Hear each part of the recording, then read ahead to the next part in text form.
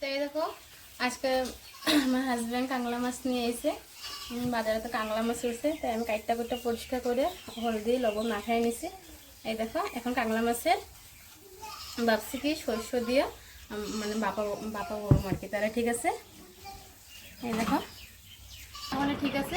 এখন আমি মানে মাছটা একটু ফ্রাই করলে তোমরা দেখো, আর কীভাবে বাপা করি এটা তোমরা কিন্তু শেয়ার করবো। তাহলে ঠিক আছে, আগে মাছটাকে কিন্তু ফ্রাই করিলেই চলো। তো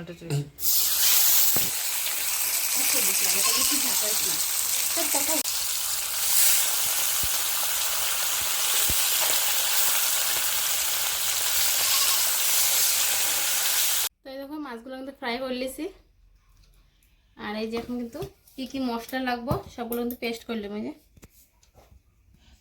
কি কি মশলা লাগবে দেখো আমি পেস্ট করে নেবো। যে টমেটো, পেঁয়াজ, কাঁচামরিচ, সরষ,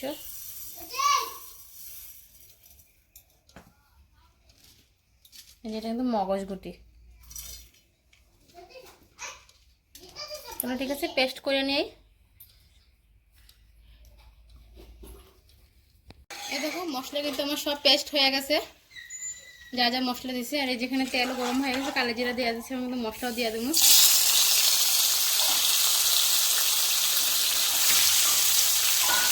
মশলা কিন্তু খুব বেশি একটা ভাজুন না।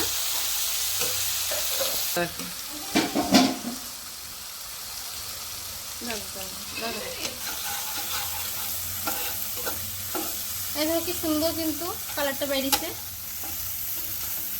মশলাটা কিন্তু কষানো হয়ে যায়।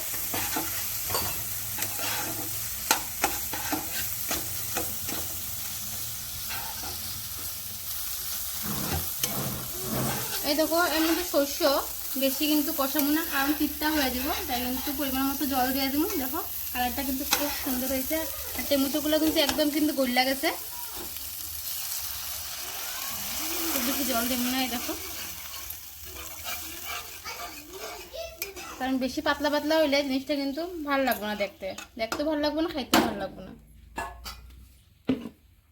তাই দেখো 5 মিনিটের লেগে, 5 মিনিট না 2 মিনিটের লেগে কিন্তু ঢাকা দিব। জলটা যখন ফুটতে যাবো ঝুলটা, তখন কিন্তু মাছ দিয়ে দেবো। তো দেখো ঢাকা দিয়ে দিছি, 5 মিনিট পরে এটা কিন্তু সরাবো, তাহলে কিন্তু মাছটা দিয়ে দেবো। 5 মিনিট পরে মাছটা দিয়ে দেবো। ঠিক আছে, মানে ঝুলগুলো এই দেখো কি সুন্দর ফুটতে গেছে।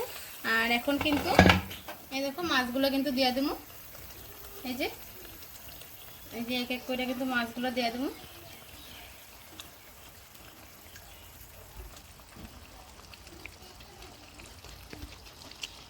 এই দেখো মাছগুলো কিন্তু দিয়ে দিচ্ছি এক এক করে।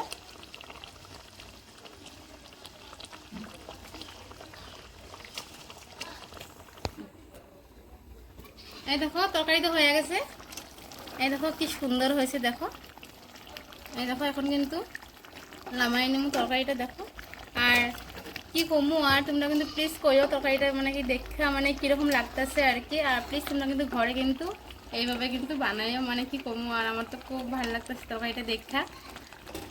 এখন এই দেখো তোমাদেরকে দেখাই দাঁড়াও।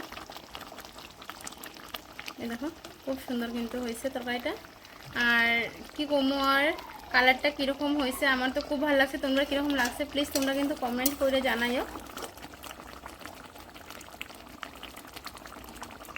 তাহলে ঠিক আছে, আজকের মতো এখানেই ব্লগটা শেষ করলাম।